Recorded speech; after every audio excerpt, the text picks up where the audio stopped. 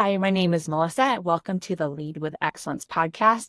Today we have Carly Wannos with us. She is a Florida employment attorney and the owner-founder of the Wannos Law Firm.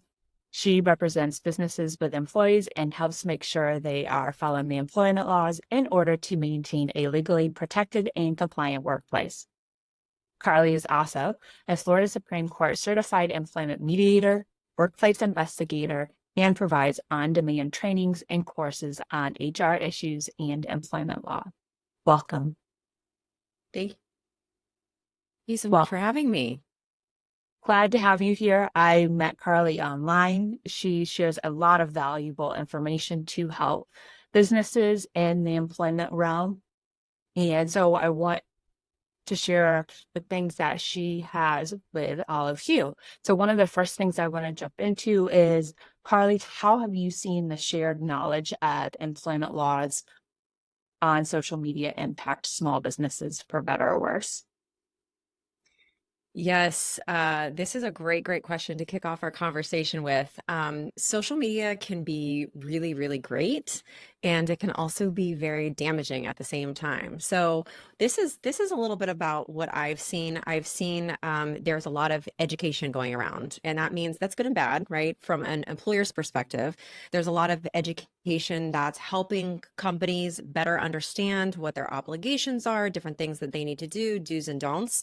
But on the flip side, there's also a lot of education for the employee.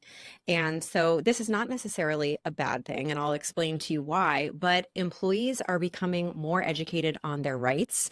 They're becoming more savvy.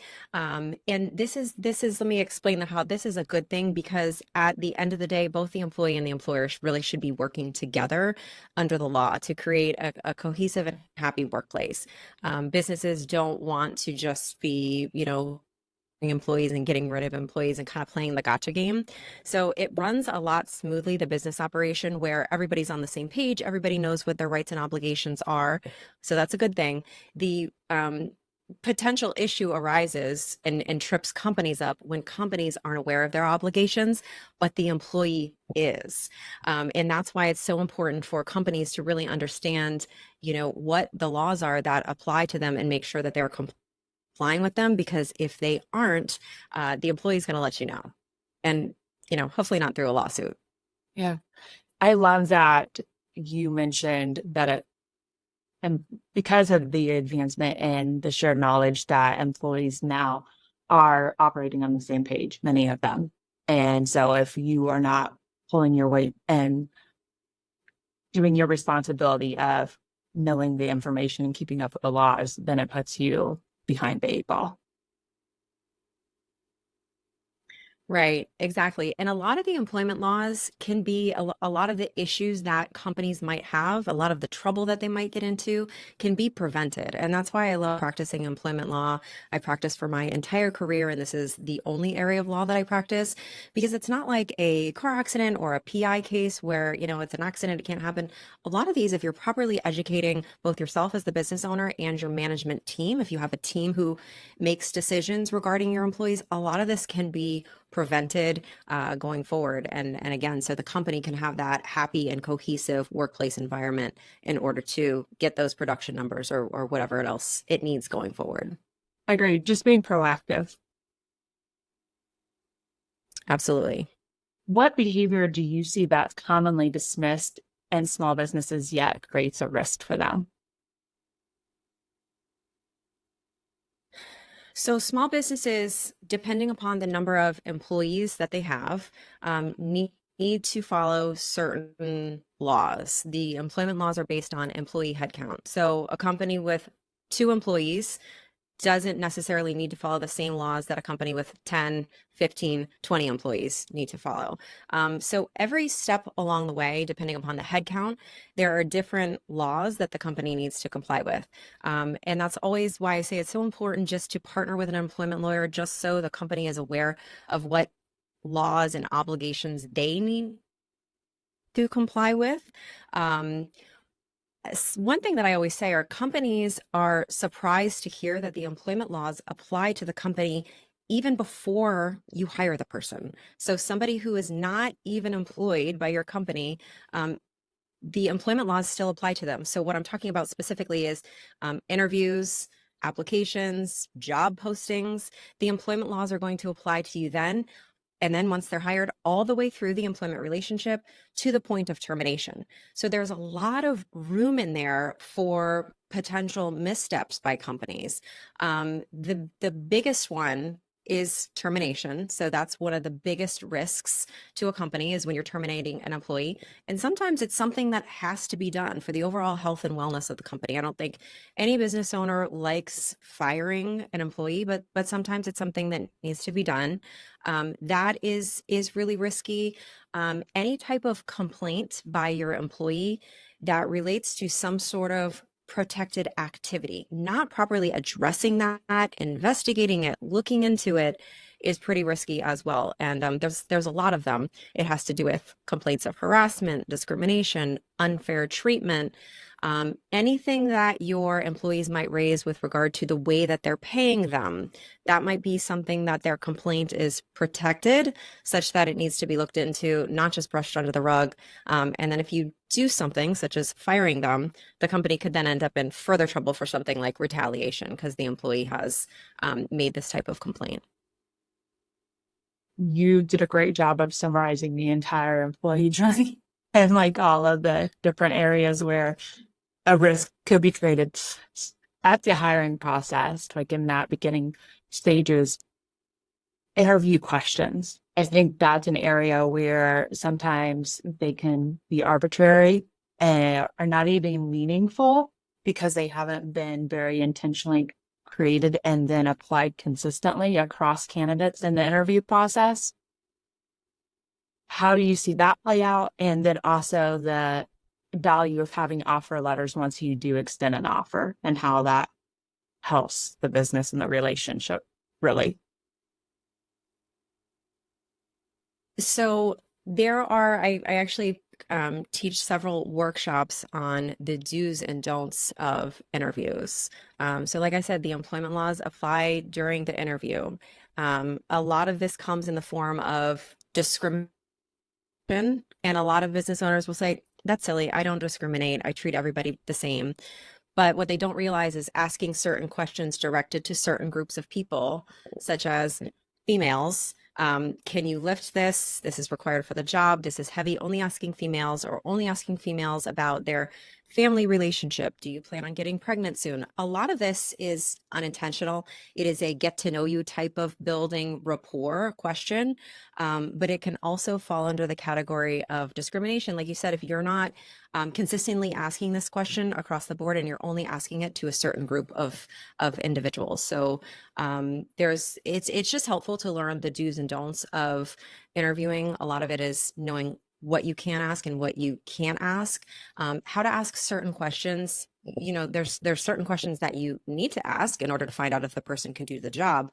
But there's, of course, ways to ask it that are going to keep you out of legal trouble. With regard to the offer letter is great in order to put both parties on the same page, lay out what the expectations are and the obligations. One of the big ones that I've seen recently is remote work. And so basically getting a clear understanding of whether remote work is going to be allowed or it's not going to be allowed, to make sure that there's no misunderstandings there. But I do want to point out that the offer letter, it's important that it does not create a contract. Most states are at will. The employer wants to be able to terminate the employee at any time and vice versa. And so if the offer letter goes so far as to create a contract, let's say a year-long contract, unknowingly, the employer could, commit themselves to something that they weren't otherwise wanting to commit. But other than that, I think offer letters are great, especially when they are subject to certain things. Let's say that you're an employer and you have to run a background check in order to hire the employee, or you have to have some sort of physical test or something, because that's what's required by the job. Put in the offer letter that the offer is contingent upon successful completion of these items, and that would be helpful as well. That makes sense. So how is harassment defined legally? Because the legal definition is different than how we may feel emotionally about harassment. You're exactly right. There is a legal definition of harassment, what the court will step in and intervene when certain things are taking place within a workplace. And then there's harassment that is typically used in everyday life. People say, he's looking at me wrong, he's harassing me, you're saying this to me, you're harassing me.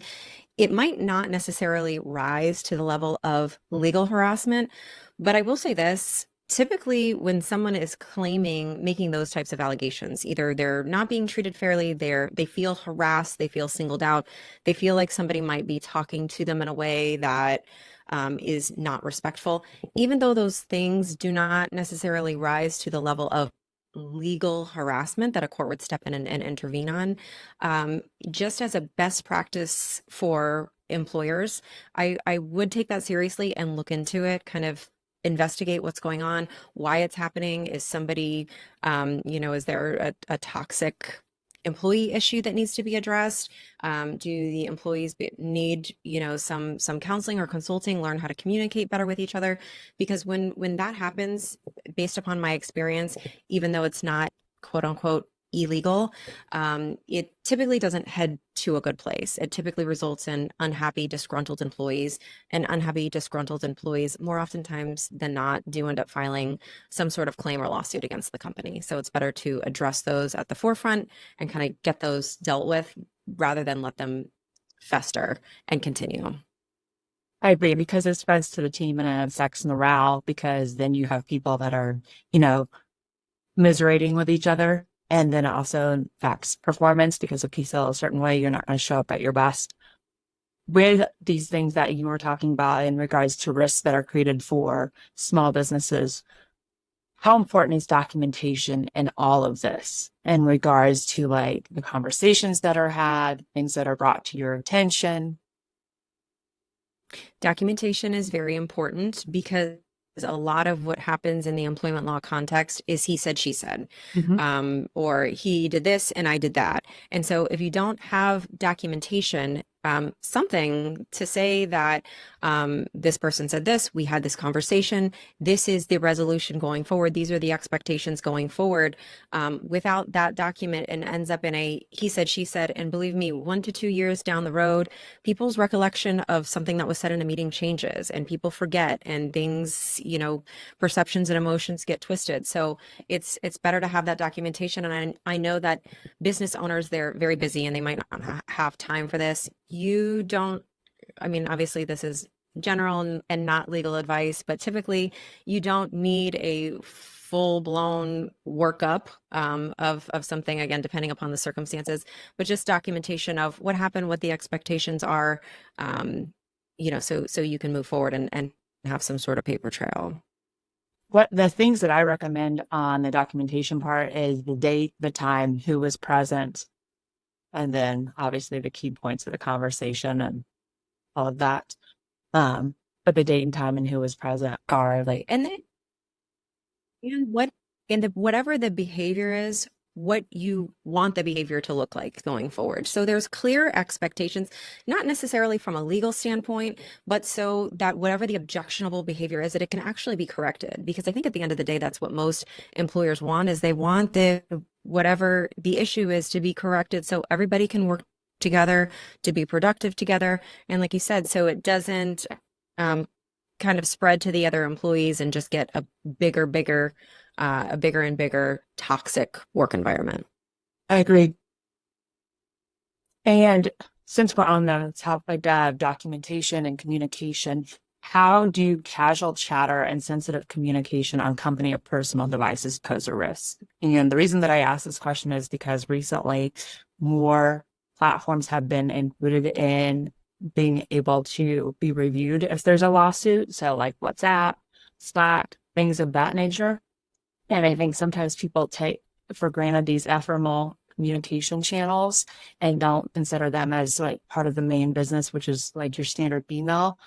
Um, so if you can sort of expand on that area.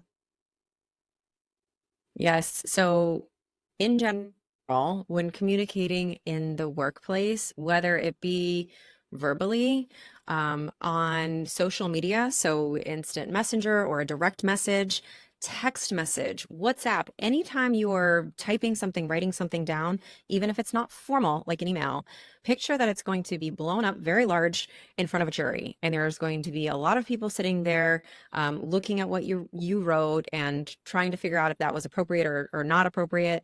And so, yes, you're absolutely right. It's not just emails that are discoverable, but it's anything in writing. And so if whatever the issue is proceeds to the litigation process, the other side is absolutely going to be requesting those documents, and they typically get a hold of them because, like I say, they're typically not protected. They typically have to be shown to the other side. Thank you. Because one of my favorite things is CYA. Just because it's been ingrained in me through my upbringing and training and my career, but having the proper documentation, but then also knowing when to document something and when not to, when something should be more of a conversation than it needs to be in writing. Yes, don't document the wrong thing because that's going to come back to bite you too. Real quick, I want to finish on the harassment part and tie that up. Do you see, and the reason that I'm going to ask this question is because I work with a lot of female-owned businesses, and sometimes their teams may be more female-dominated. And this issue, I think, may be overlooked. Do you see male harassment in more female-dominated work cultures? It absolutely is. I always say everyone essentially can fall within some sort of protected class.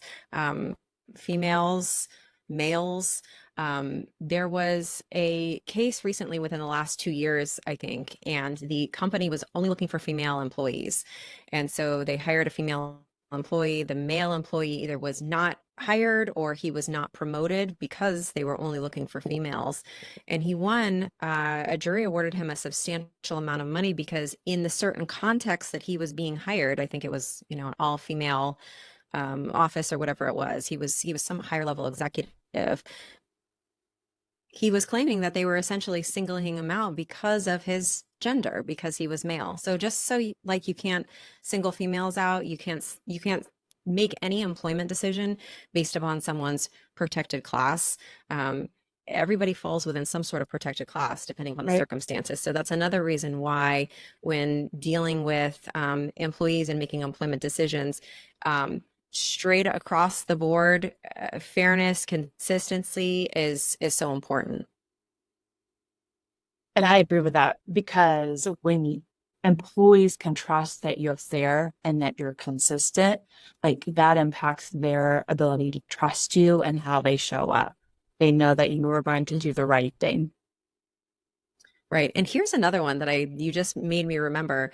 There can also be harassment, female to female harassment or male to male harassment. So really there's a lot going on out there. So it's really important another reason why it's really important just to be aware, and hopefully partner with an employment attorney in your state, because a lot of the laws, they're not overly complicated necessarily, but there's a lot of different issues that can arise, and it's just really helpful to run something by someone and go ahead and get the green light before you proceed. I agree. What is the legal definition of retaliation? What's that sometimes look like? So retaliation takes place when somebody engages in a protected activity. Again, that they're doing something that the law protects. So they are complaining about how you're paying them. They're complaining about discrimination, which, by the way, discrimination is not always going to be, hi, my name's Carly, I am being discriminated against, right? There's different ways that your employees are going to come to you and they're going to claim quote unquote discrimination without actually saying those words. If somebody takes a medical leave of absence under the Americans with Disabilities Act, request for an accommodation, there's a lot of different protected activities that someone can participate in. When they do one of those things and the company makes some sort of, the legal term is adverse action.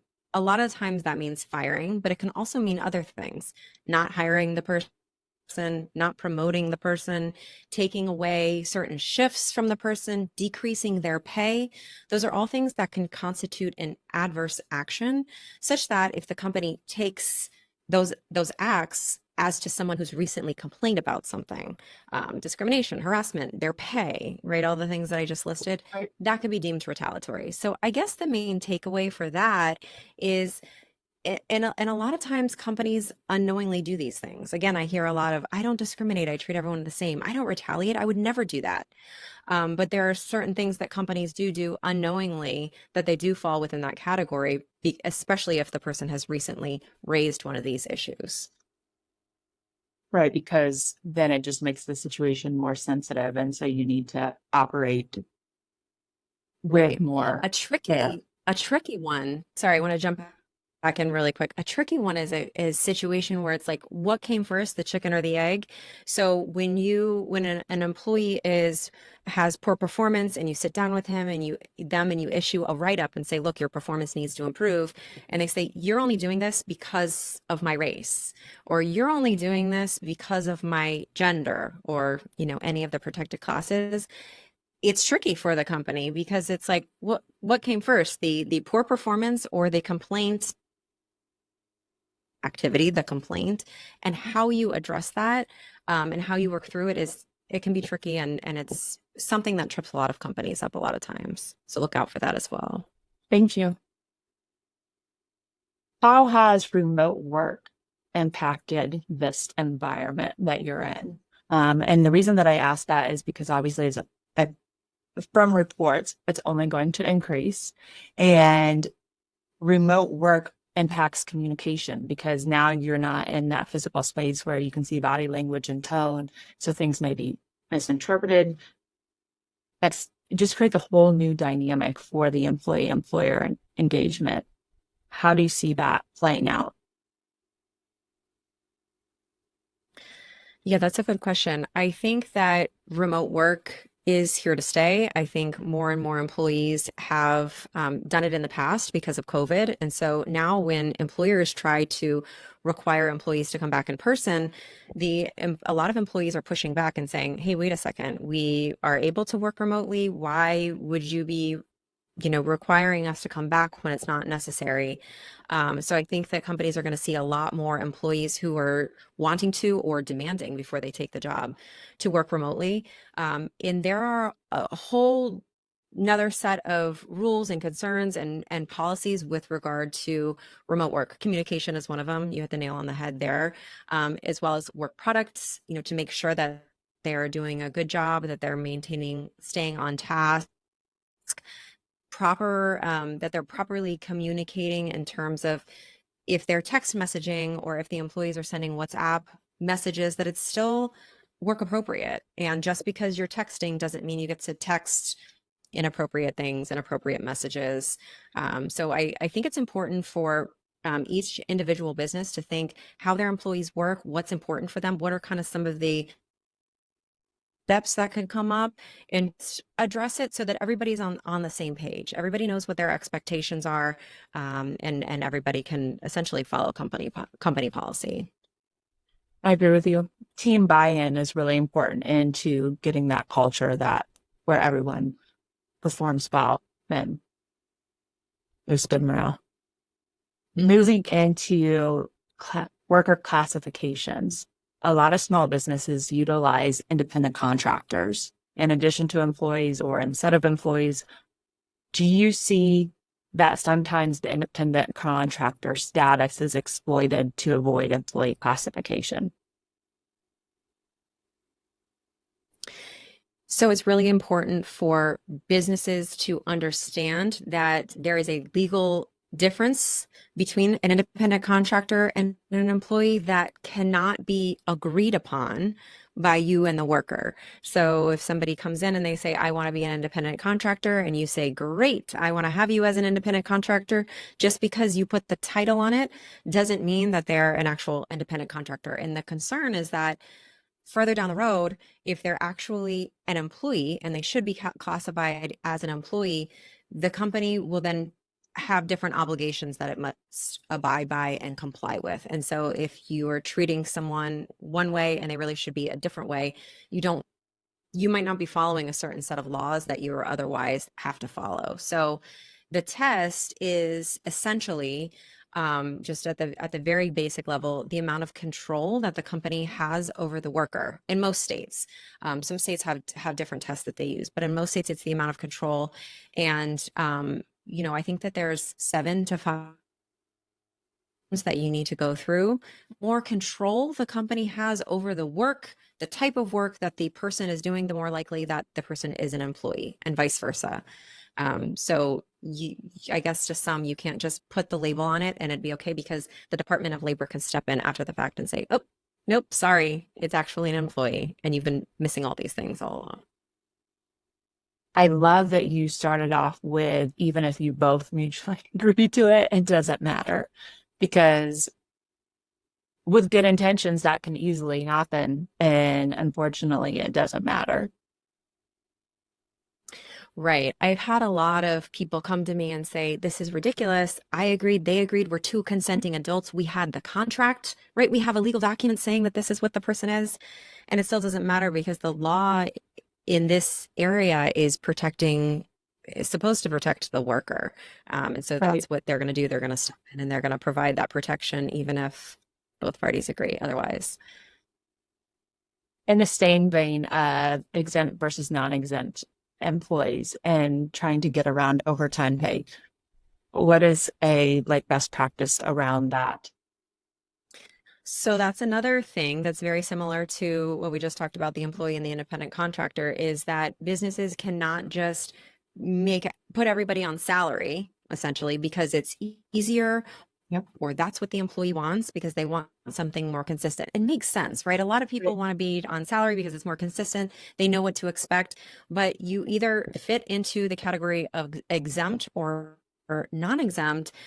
You can still put someone on a salary, but if they're really not exempt, meaning they are entitled to overtime, then you need to be keeping track of their hours and making sure that they're being paid the overtime they deserve. Because what can happen is you stick somebody on salary and they really should be hourly and receiving overtime. Several years down the road, they can come back and ask for that money that they claim that they were paid because they worked 40, 50, 60 hours a week. Yeah. So the classification on that is really important too. Thank you. How have reasonable accommodations changed over the years? I could be wrong, but I feel like that has expanded more recently. And so, Really? what can small businesses do to reduce the likelihood of misstepping, or then also being those accommodations being exploited by employees on the flip side? Like I said, again, both sides. Hmm. That's a really big question. We could spend a couple of days on that just alone. That's a really hot topic. So I created a on-demand course just on the Americans with Disabilities Act, which is what we're talking about with reasonable accommodations, because I thought that it was the most highly litigated federal employment law out of all of them. There are a lot of claims that fall under the Americans with Disabilities Act. And just very briefly, it requires certain employers to provide an accommodation to employees with a disability in order for them to do their job properly. So what does that mean? If one of your employees are coming to you and saying, I have this medical condition and I can't get to work at this time, or I can't stay at work this late, or I need this other thing or a change to your policy in order to do my job, certain businesses are required to essentially engage in the interactive process, which is a back and forth discussion to see how they can help this employee, what change in policy or what can they give this employee so that they can do their job effectively. And again, it's to protect employees with disabilities. The term disability is very broad, and so it includes probably a lot more things than employers might think that it includes. Just one thing to point out is that it includes mental health issues. So things like anxiety, depression. So if your employee mentions I'm unable to get to work on time because I'm taking this medication for anxiety or depression, that should set off a flag in your mind that you may need to engage in the interactive process to provide an accommodation to this person. Another accommodation, so some accommodations are arriving to work late, leaving early, taking breaks throughout the day. I had one case, there was an employee with diabetes and they needed to take additional breaks throughout the day to have a snack.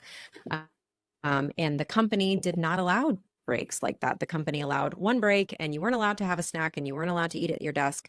And the company ended up in some legal trouble because the snack break was deemed a reasonable Yeah. accommodation that the company could provide.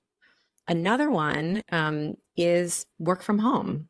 So, work remotely, even if the company does not allow it, can be deemed a reasonable accommodation under certain situations. So, just kind of keep that in mind as well. Not all of them, obviously, but just keep that in mind to know that maybe an additional conversation needs to take place. Okay. To your point, like having that conversation, having the discovery, not being afraid of the situation, but how can you work together to create a collaborative relationship that works for both of you? Right. The goal is to find a solution to the issue that's being presented to you. It's not to say no, no, no, no, no. The tricky part arises when when an employee says, "Wait a second, I thought you just said to treat everybody the same to avoid discrimination claims, and now you're allowing changes to policy as to certain individuals." So it can get tricky. Again, this is a situation where you would want to, potentially partner with an employment lawyer just to run these things by. Um, yeah. Yes. Moving into non-competes. How effective are non-competes? And I see them come up more often around not wanting an ex-employee to work for a competitor or to start their own business within the same industry. I know that there's language that restricts egregious non-competes because they're impacting the livelihood of the individual, but like, how does that work? So the language that will be upheld for the non-compete will vary by state. Some states allow it, some states don't allow it. I am located in Florida and they currently allow non-competes. The non-compete should be narrowly tailored to accomplish the purpose. So if you were a company doing business in one city in Florida and that's the only city that you do business in, you probably should not restrict competition to the entire United States because a court will come in after the fact and say, your non-compete is unenforceable, that's too broad, it's too restrictive. So geographical location is what they look to see if it's reasonable, and also the time period. Again, certain time periods, meaning after you terminate the person. So if you can't, work anywhere for the next 10 years, courts will probably step in and say that that's unreasonable. I believe the most recent case law in Florida is up to 2 years. Again, it's case by case. It depends upon what the job is, what the market's like, what you're trying to restrict exactly. But up to 2 years, courts have deemed that to be reasonable in Florida. That makes sense. I think that's where, like, again, a lot of these things stem from fear and lack of communication. And so, like, the fear is almost like a knee-jerk reaction instead of something that is compliant or relationship effective or whatever the case may be. And it's like a dance. Right. Right. And also for somebody who is maybe the receptionist and answering phones at the company who they don't have any access to any of your confidential information, Yeah. trade secrets, confidential information, there might not be a need to restrict that person so broadly as you otherwise might restrict someone with in-depth access to that information as well. And you run the risk that the person's not going to want to be hired by the company, number one, and they're not going to want a job with your company. And then number two, again, that a court can step in after the fact and say, sorry, it's not enforceable. It's enforceable. It's unreasonable. That's good. So, finishing up, we've touched on this briefly throughout our conversation, but to highlight it, what soft skills can founders improve to reduce their exposure to risk? Number one, across the board, all day, every day, is communication. Communication is so incredibly important. And this is not just coming from me, this is coming from the communication experts out there, the people that deal with companies and teach them how to have these difficult conversations and communicate. There can be a huge big mess that can form out of nothing just from not communicating improperly, not being empathetic when you're communicating with someone who either is struggling, having a difficult time. And I think it's really underestimated a lot. Again, the goal is to try to find a solution to the problem so that everybody can work together. When everybody's working together on the same page, that increases the bottom line for the company. The company is going to be more productive. They're going to be more valuable. They're going to, whatever defines success for the company, you're going to be able to reach that.